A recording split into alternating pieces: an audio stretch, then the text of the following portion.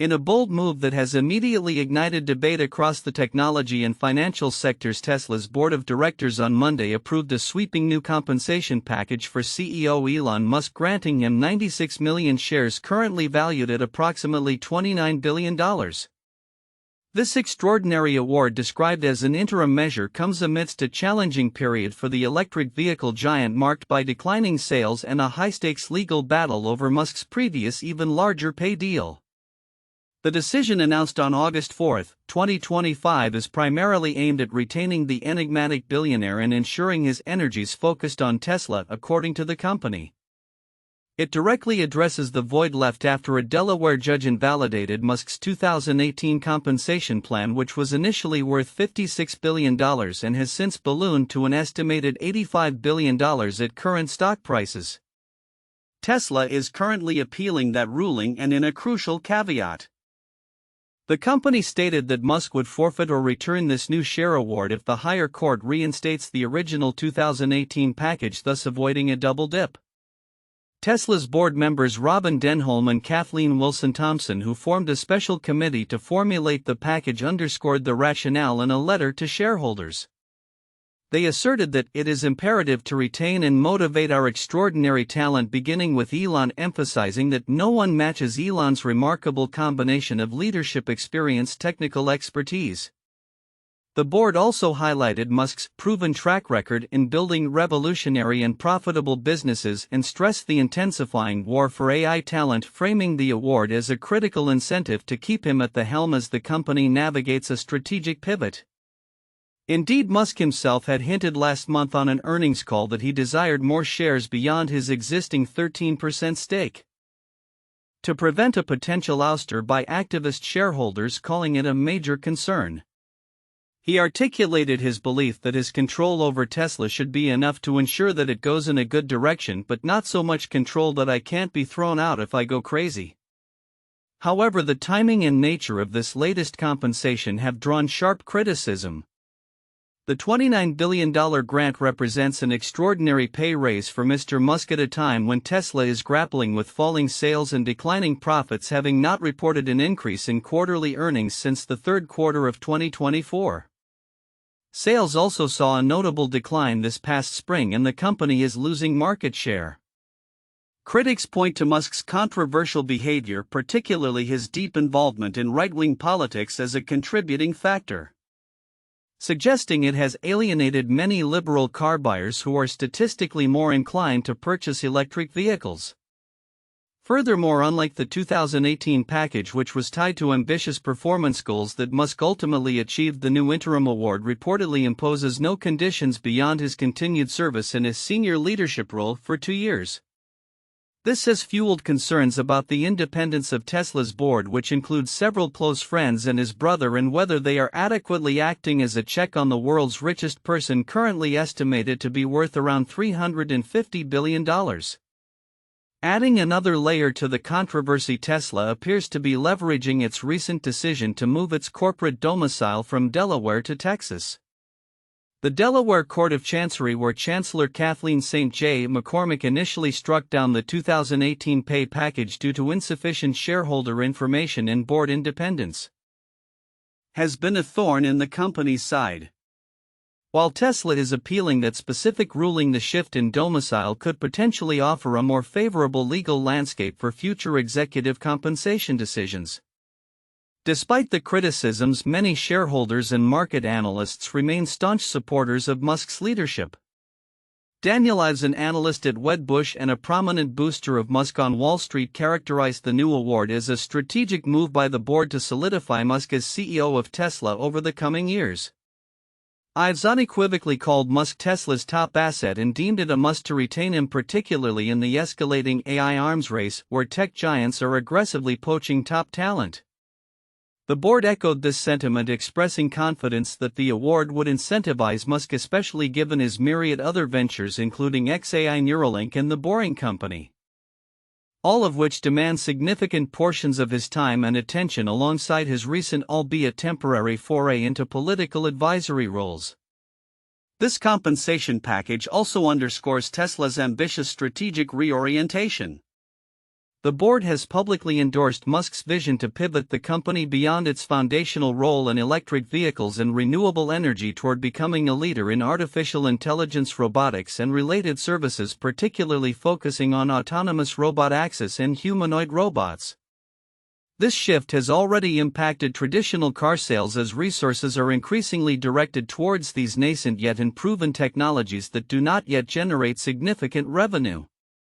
As the legal battle over the 2018 pay package continues its ascent to the Delaware Supreme Court, the new $29 billion award serves as a powerful, albeit contentious, testament to Tesla's unwavering commitment to Elon Musk. It highlights the company's belief that his unique vision and leadership are indispensable as it navigates an inflection point from an automotive leader to an AI and robotics powerhouse. The coming years will reveal whether this audacious gamble on a mercurial genius made amidst corporate challenges and governance concerns ultimately secures Tesla's future dominance in an increasingly competitive technological landscape. In an era increasingly defined by calls for fiscal prudence and governmental accountability, a newly energized push for efficiency is sweeping across various levels of administration, spearheaded by initiatives like the Department of Government Efficiency (DOGE). This movement, aiming to scrutinize public spending and streamline operations, is now making its presence felt acutely in Florida's local governments while simultaneously navigating the complex political landscape at the federal level. Drawing comparisons to historical attempts at bureaucratic reform, Florida's Department of Government Efficiency (DOGE) is poised to conduct comprehensive reviews of county spending in Hillsborough and Pinellas along with the city of St. Petersburg, according to recent letters obtained by ABC Action News and the St. Pete Catalyst. These audits, scheduled for early August 2025, signify a direct response to a perceived disconnect between reduced countywide millage rates and persistently rising property tax collections driven by escalating property values. The letters explicitly state that rising property values have pushed annual property tax collections up, contributing to a rapidly growing general fund budget. For instance, St. Petersburg has seen its property tax burden increase by over 75% or more than $95 million since 2019, with its general fund budget swelling by nearly $130 million or almost 50% in the same period. Governor Ron DeSantis, through the DOGE effort, has charged the department with identifying and reporting on excessive spending at the county and municipal level, a mandate that has reportedly been met with public enthusiasm. To facilitate this, the Florida DOGE team, including Chief Financial Officer Blaise Ngalia and the Office of Policy and Budget, has requested extensive access to county and city premises data systems and relevant personnel. The state is particularly interested in 7 pages of data from targeted municipalities covering compensation contracts and spending on climate programs and DEI initiatives, areas that often spark ideological friction between local and state authorities. St. Petersburg, for example, is notably at odds with the state due to its robust support for diversity, equity, and inclusion DEI and green energy initiatives, which are now under direct scrutiny. Mayor Ken Welch of St. Petersburg has affirmed the city's full cooperation, stating the city of St. Petersburg will fully cooperate, providing any additional information or clarification as requested. While the state cannot directly force local policy changes, Ngalia indicated that findings could drive public support for new fiscal policies or politicians, and the state retains the power to withhold critical funding or, as history suggests, remove non-compliant local officials.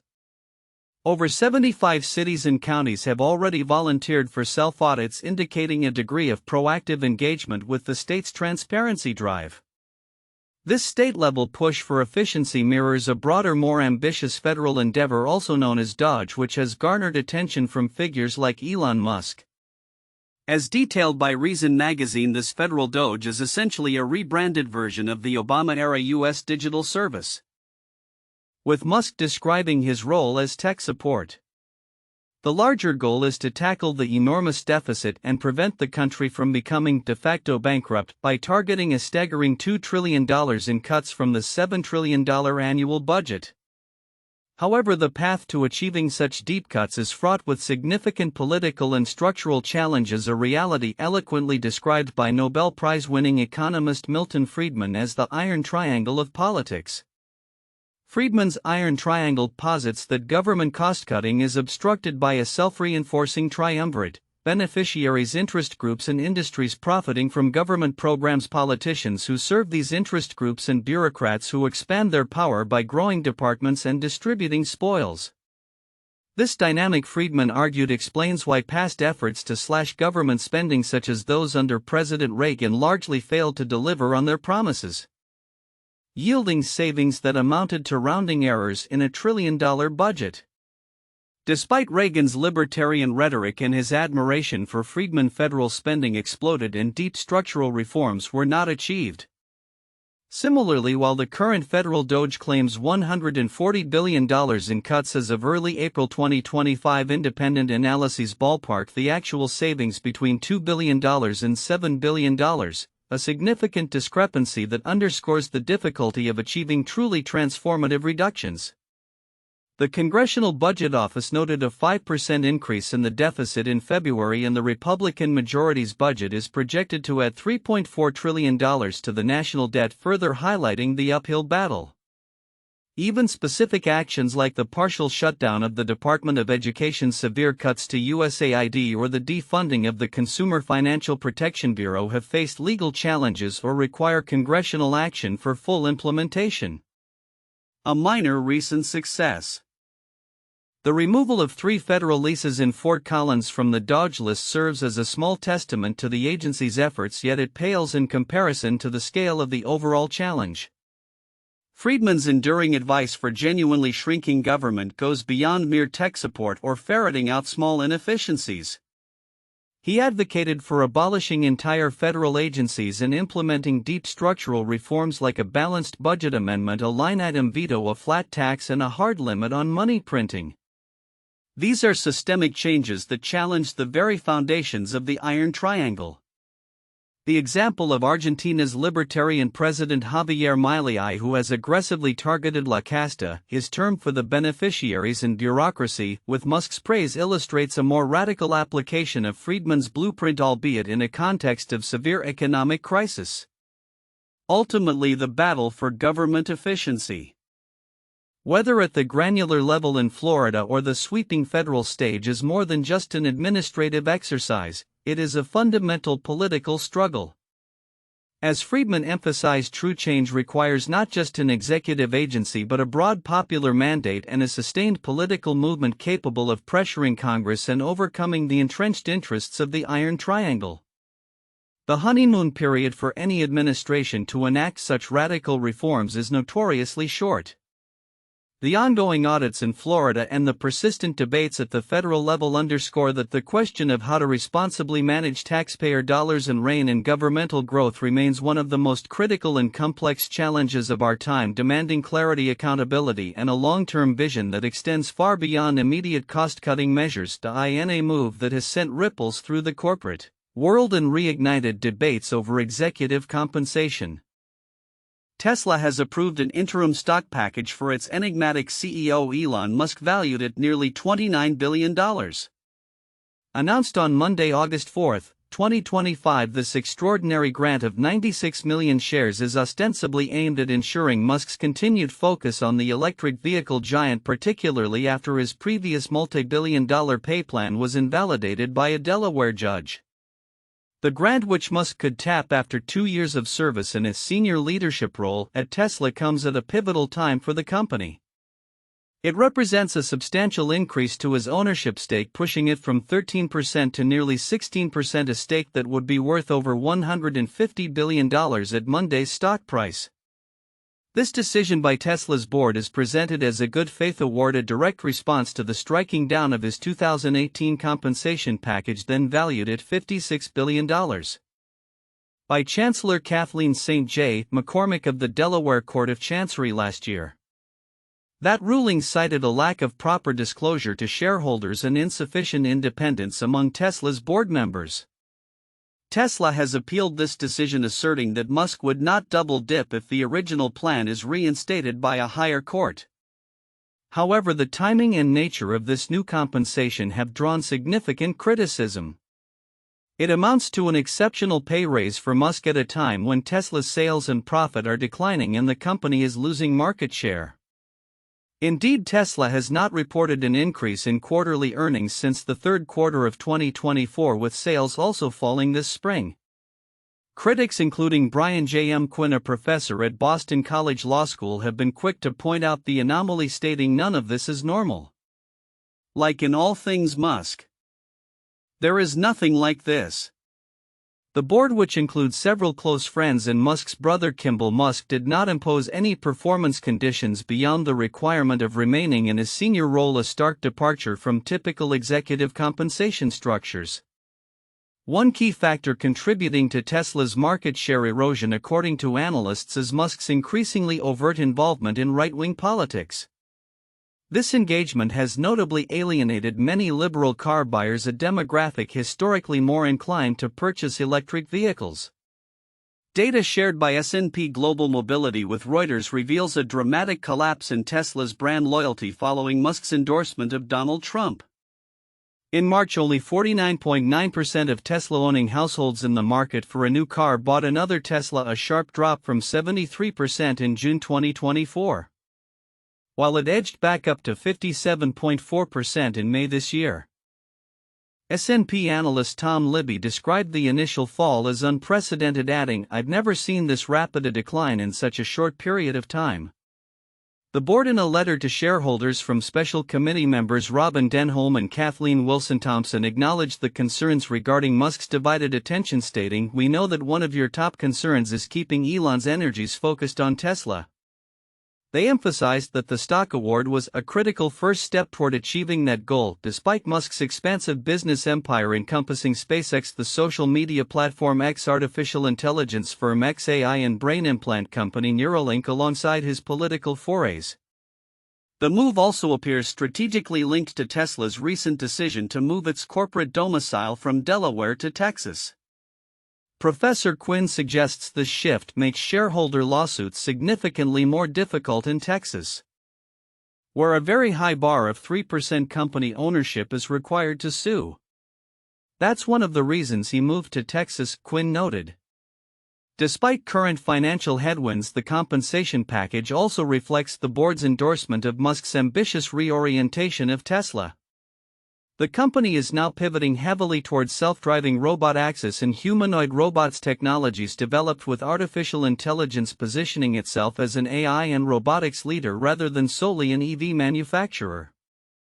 Board members Denholm and Wilson-Thompson articulated this vision, stating, "Through Elon's unique vision and leadership, Tesla is transitioning from its role as a leader in the electric vehicle and renewable energy industries to grow toward becoming a leader in AI, robotics, and related services."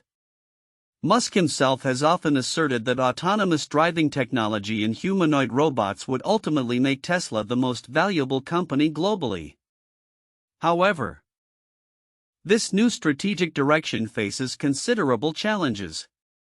The self-driving taxi market is already crowded, with Tesla currently lagging behind competitors like Waymo, a Google unit which offers fully autonomous rides without human technicians in several urban areas.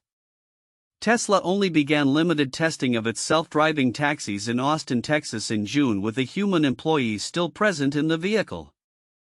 Furthermore, Tesla's autonomous driving ambitions recently suffered a significant setback when a Florida jury found flaws in its self-driving software, partly responsible for a fatal 2019 crash. The board plans to ask shareholders to vote on a longer-term compensation plan at Tesla's annual meeting in November, signaling that Musk's pay could increase further. While some shareholders and analysts like Wedbush's Daniel Ives remain staunch supporters, viewing Musk as Tesla's top asset whose retention is a must, others, such as New York City Comptroller Brad Lander, who oversees pension funds holding Tesla shares, have decried the new plan as obscene, especially given Musk's perceived largely absent role. The tension between rewarding a visionary leader and ensuring corporate accountability remains a central theme as Tesla navigates this transformative phase. In a remarkable display of its accelerating pace and commitment to reusability, SpaceX has once again captured the aerospace world's attention with a series of significant milestones and ambitious progress. From celebrating a historic number of flight-proven booster launches to preparing its colossal Starship for its next flight and facilitating critical human spaceflight missions, the private space giant continues to redefine the boundaries of space exploration and access. The early hours of Monday, August 4, 2025 marked a particularly notable achievement as SpaceX launched its Starlink 10-30 mission from Cape Canaveral Space Force Station. This mission, which successfully deployed a new batch of Starlink satellites, also represented the 450th launch of a flight-proven Falcon booster for the company.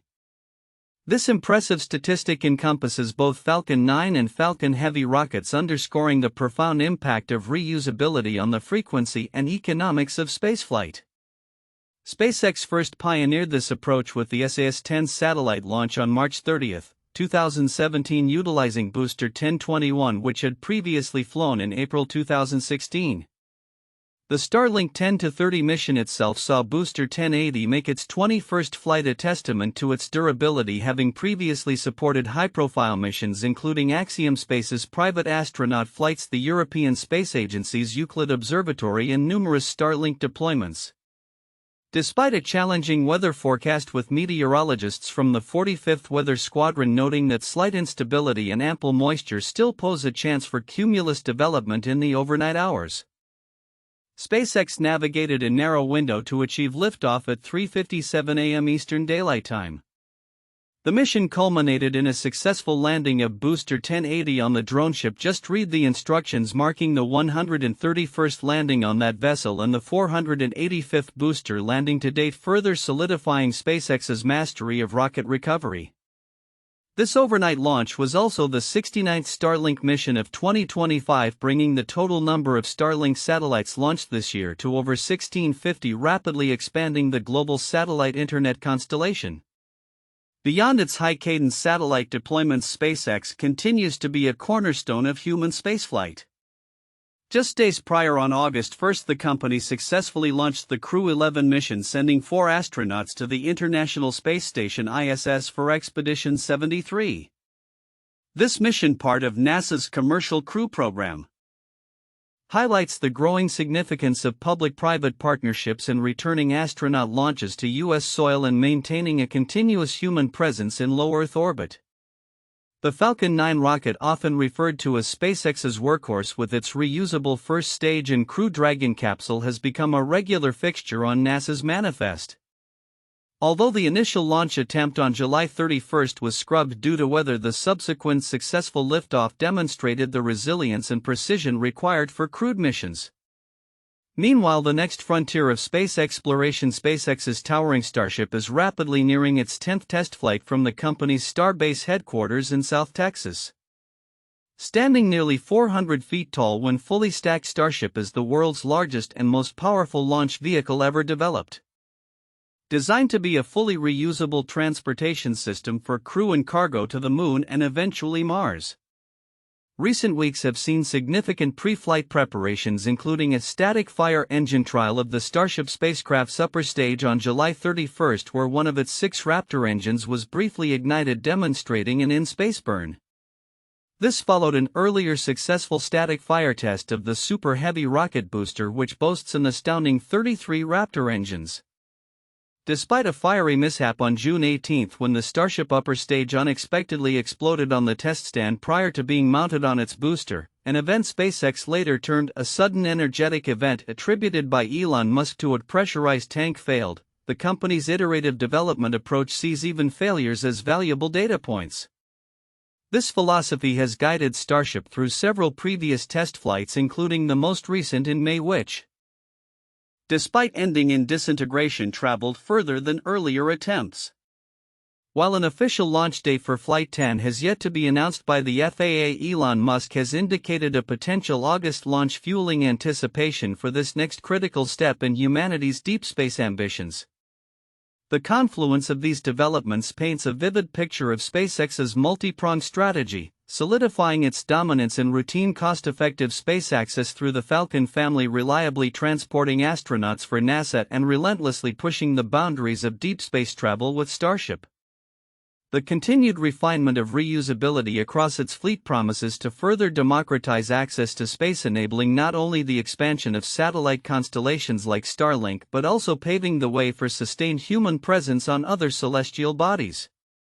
As SpaceX navigates regulatory processes and technical challenges, its relentless pursuit of these goals underscores a future where space travel is not an exception but a routine endeavor, fundamentally transforming our relationship with the cosmos. In a whirlwind of developments that underscore the complex and often controversial trajectory of Elon Musk's empire, the tech titan finds himself at the nexus of a massive financial windfall and a surprising digital resurrection. On Monday, Tesla's board moved to award its CEO an astounding 96 million shares of restricted stock valued at approximately $29 billion, just as Musk separately announced a nostalgic revival for the Internet's collective memory, the archive of the defunct short-form video app Vine. These two seemingly disparate events highlight the multifaceted challenges and ambitious visions defining Musk's leadership across his diverse portfolio. The decision by Tesla to reapprove a substantial compensation package for Musk comes a mere 6 months after a Delaware judge, Chancellor Kathleen St. Jude McCormick, ordered the revocation of his original 2018 pay deal. McCormick's earlier ruling asserted that Musk had engineered the landmark package through sham negotiations with directors deemed not independent. The original package, which had a potential maximum value of $56 billion, has seen its valuation fluctuate significantly with Tesla's stock performance.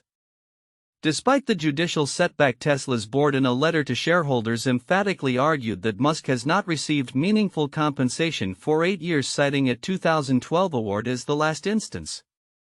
They contended that his transformative and unprecedented growth has translated into immense value generated for Tesla and all our shareholders, thus warranting the renewed award.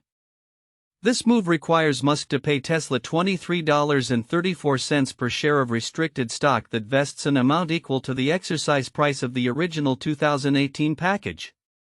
The reapproval of this massive payout arrives at a critical juncture for Tesla, which has seen its shares plunge 25% this year. This decline is largely attributed to intensifying competition from both established Detroit automakers and a burgeoning Chinese market, alongside blowback over Musk's increasing political affiliation with former President Donald Trump. The company's recent financial performance further underscores these pressures, with quarterly profits plummeting from $1.39 billion to $409 million and revenue falling short of Wall Street's already lowered expectations. Wedbush analyst Dan Ives suggested the stock award could alleviate some shareholder anxieties, stating, "We believe this grant will now keep Musk as CEO of Tesla at least until 2030 and removes an overhang on the stock." Musk remains Tesla's big asset, and this comp issue has been a constant concern of shareholders once the Delaware soap opera began. Indeed, Tesla's stock saw a modest rise of over 2% in morning trading following the news, perhaps signaling a tentative sigh of relief from investors who had grown increasingly worried about the company's trajectory, particularly amidst Musk's expanded time in Washington and his prominent role in the Trump administration's efforts to reduce the size of the U.S. government. Under pressure from shareholders, Tesla has also scheduled an annual meeting for November to comply with Texas state law, a move prompted by a group of over 20 shareholders expressing concern over the plummeting stock. Meanwhile, on the social media front, Musk, as owner of X, formerly Twitter, made a less financially charged but culturally significant announcement: the discovery and planned restoration of the Vine video archive. Vine, a precursor to today's TikTok with its distinctive 6-second looping videos, was acquired by Twitter in 2012 for $30 million. Despite its early promise, the platform was ultimately fumbled by its former parent company, with new uploads halted in 2016 and full discontinuation in 2017.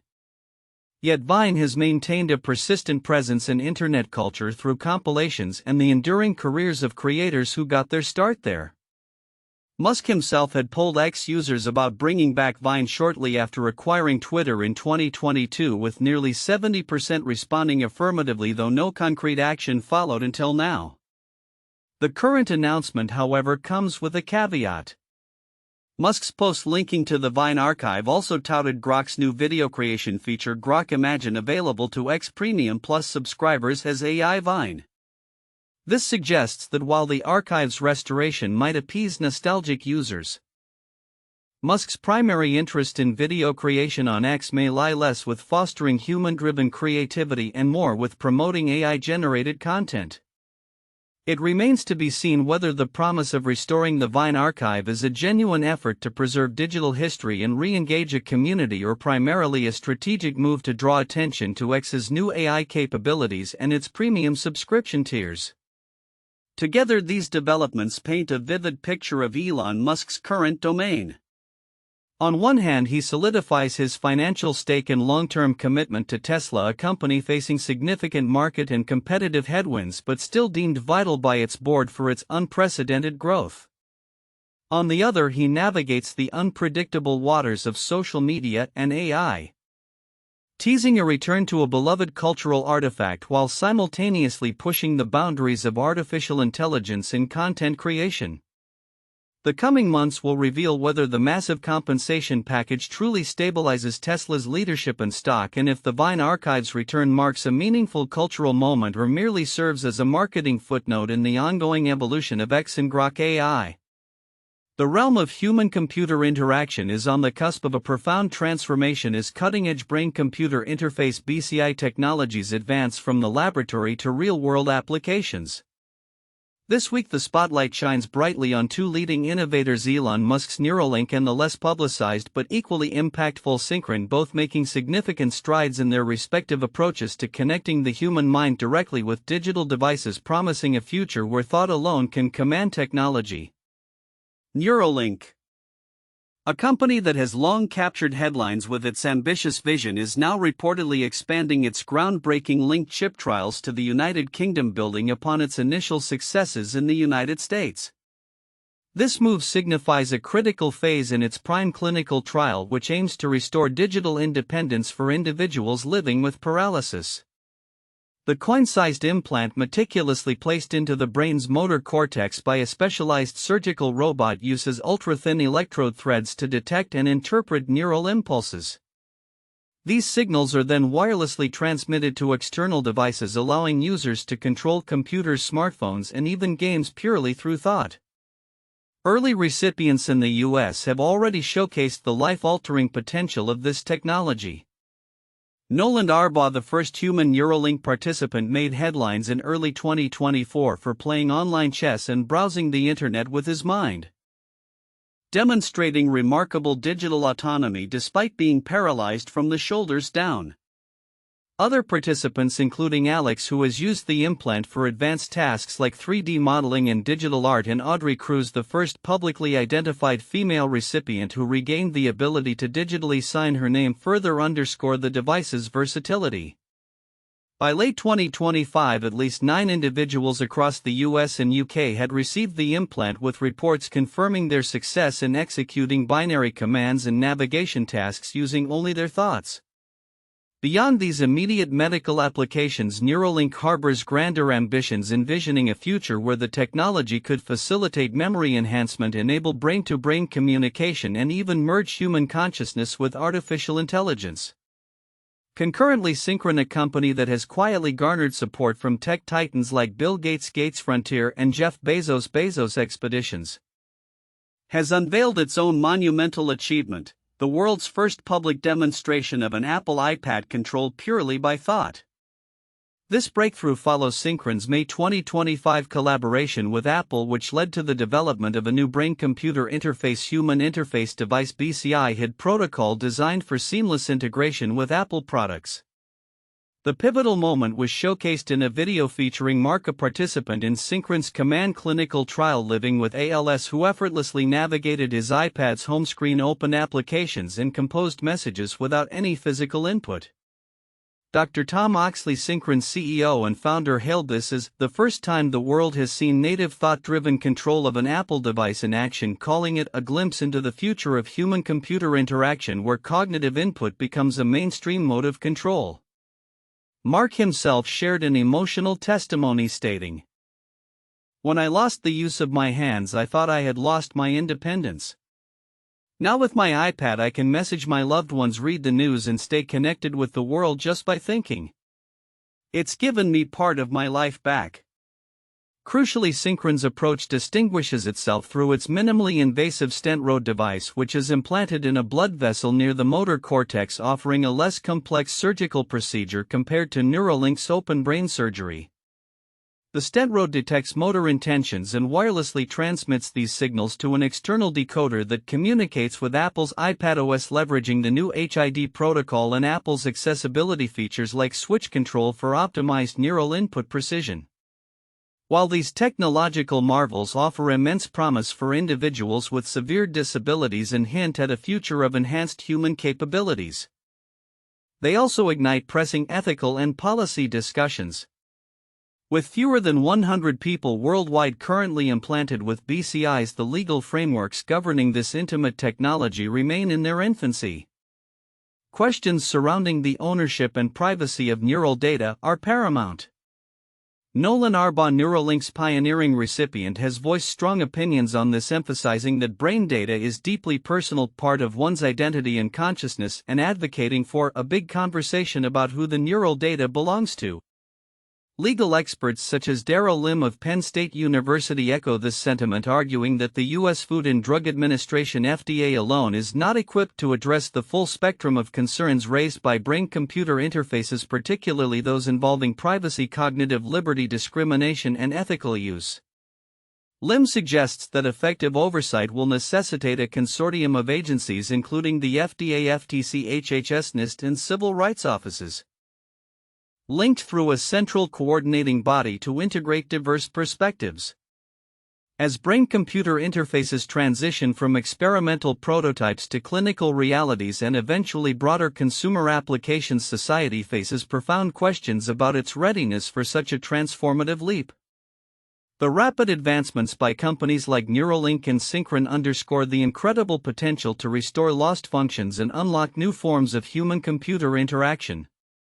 However, the journey ahead demands not only continued innovation but also robust ethical deliberation and the establishment of comprehensive regulatory frameworks to ensure that this merging of mind and machine benefits humanity responsibly and equitably. The coming years will undoubtedly witness a delicate balance between pushing the boundaries of what's possible and navigating the complex societal implications of directly interfacing with the human brain.